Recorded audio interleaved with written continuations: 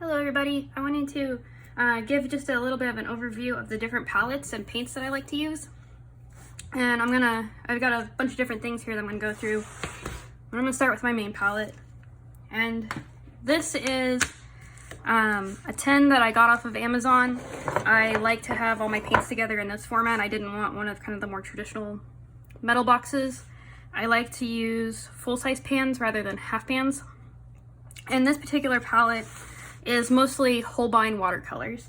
I put this together after doing a Domestica course called The Creation of Color Palettes with Watercolor by Anna Victoria Calderon. And that course was very helpful for me to figure out what colors I wanted, because I knew that a lot of the preset palettes that come with watercolor, I didn't really like the colors of. And I knew my colors were a little bit different, and so that course helped me figure out what colors I like. And as an extension of that course, I ended up coming with my main palette. But in that course, I ended up coming up with a palette that kind of had the main colors that I wanted to focus on. I went through a few different iterations of it. And when I did this, a lot of these colors weren't just straight out of the box colors, but I did a lot of color mixing. And then based on that, I tried to figure out, I knew I wanted to use some Holbein and maybe some Kuretake colors. So I tried to find out from their colors which colors matched closely with the colors that I saw in my palette. And eventually that evolved where I was looking at mostly Holbein colors. And so I ended up getting a lot of Holbein colors in tubes. I bought most of mine from St. Louis Art Supply, which is a great company to order from online. They have a lot of Holbein paints to choose from, as well as a lot of the Kuretake pans as well. But in my palette, I ended up trying to match up with what I had done in the class, and then I tried to see which Holbein colors I could get. And then I got the tube pan paints and ended up filling my own full pans and putting them here. I also, as part of the process, ended up getting a lot of blues as I was trying to figure out which blues matched with what I had from the class. But in the class I only had about 6 blues, and one of them's a very grayish blue. But then when I ended up with my palette, I ended up with a whole lot of blues. And that's because I kept ordering some different Holbein colors that I thought would be a good match. And I meant to wean them down, but I ended up liking all of them, and I put them all in my palette. So I just have a ridiculous number of blues. So most of these here are the ones that are matching, plus these extra blues. The only exceptions that are colors that I don't have because I specifically like them, but I have for mixing, are the ultramarine blue and the raw sienna. And these are two that I've seen a lot of artists use for mixing shadows, especially with a little bit of like a violet. And I like how that sort of a shadow color works, so I just added those to my palette since I had some room.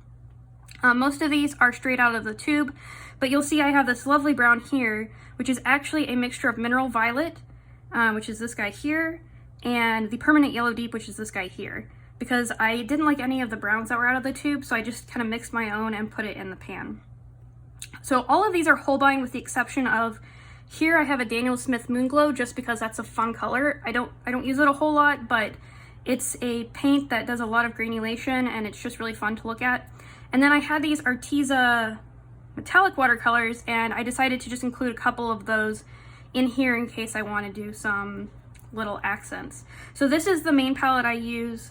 I really like the Holbein paints. They're very good quality paint, but they're not too crazy expensive. Although when you're buying this many tubes, it definitely adds up. But they dry really well in the pans, and they're just very smooth.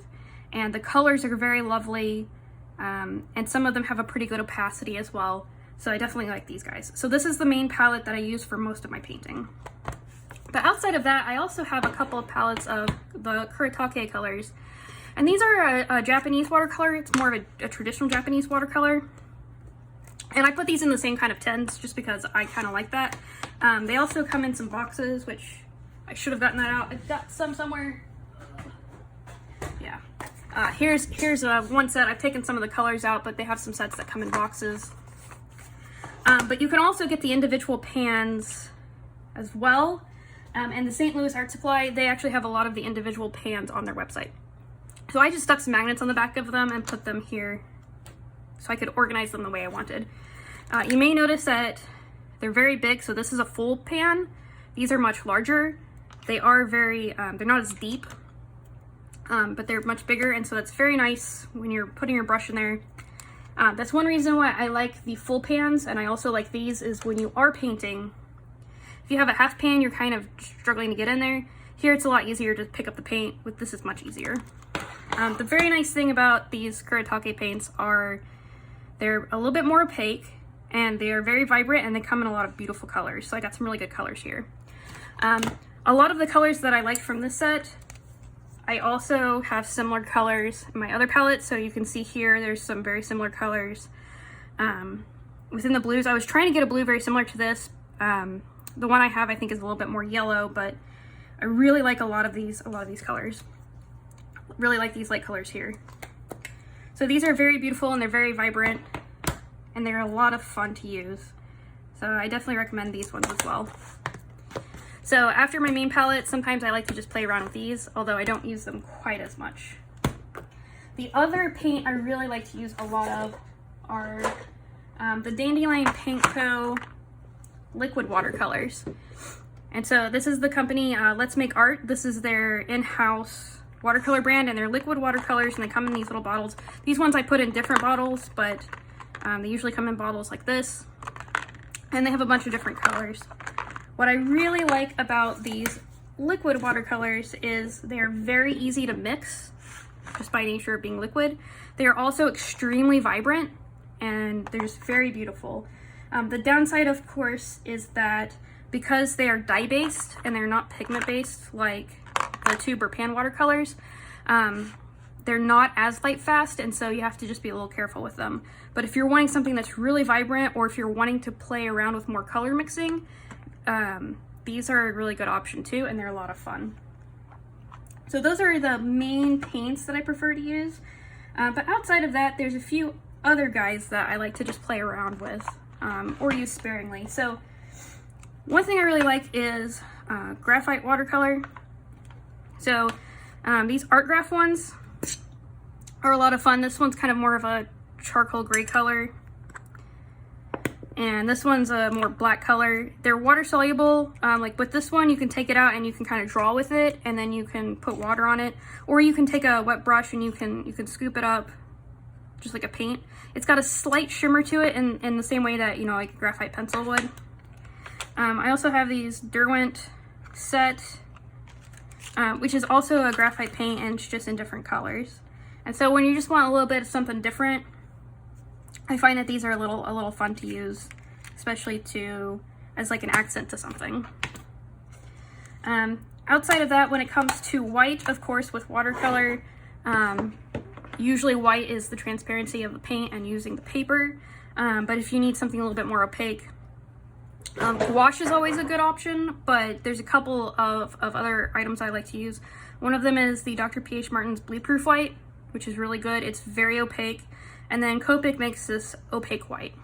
This one's a bit more expensive, but it seems to be a very high quality. But this one also, it's very affordable, and it also is pretty opaque. So both of these are really fun, and they're good for when you are doing whiskers, or maybe you painted over too much when you're doing an eye and you need to bring back a highlight, or if you want to do stars as a splatter on a dark nebula type sky. These work really well. And then outside of traditional watercolor paints, the last things I'll show that I like to use are a couple of inks. So Dr. P.H. Martin's, they make some good inks, like this waterproof India ink.